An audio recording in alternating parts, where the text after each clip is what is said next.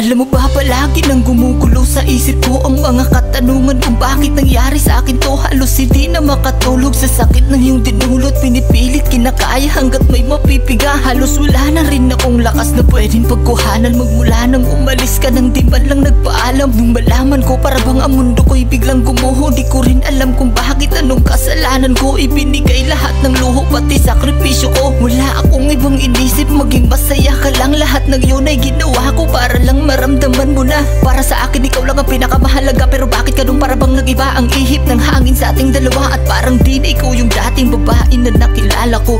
Di na ikaw yung dating na babaeng nakilala ko. Di na ikaw yung dating na babaeng nakilala ko. Mahal, paano na tayo kung iiwan mo ko? Sana sinabi mo, sinungaling ang puso kung pipigilan ng luha at maghahabol sa'yo. Yun lang ang naisip para lang mapansin mo.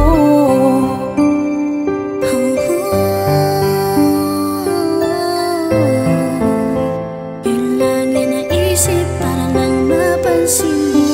Kung mauulit lang rin ang nangyari sa atin, ayokong isipin, mahirap bikinin. Hindi ka na sa'kin, di na para ipilit pa. Wala na talaga magagawa kung buo na ayaw pa siya. Mananatiling alaala na lang. Maaari lang din sanang lumigaya ka sa piling niya. Gawin niyang lahat gaya ng pagmamahal na inalay ko noon. Kung pwede lang rin sana makita ka sa huli pagkakataon.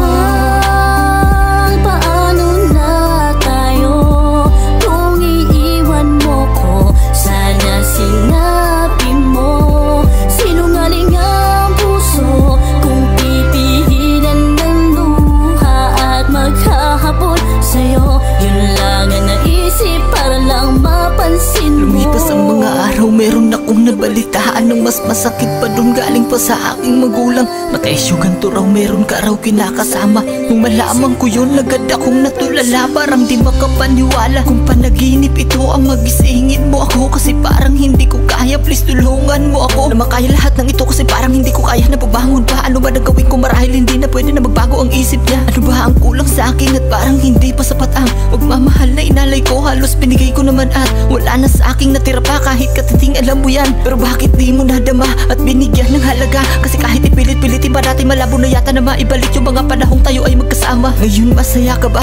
Habang ako ito naging tanga dahil nagmahal ako ng isang babae na di pa tapos magmahal ng iba.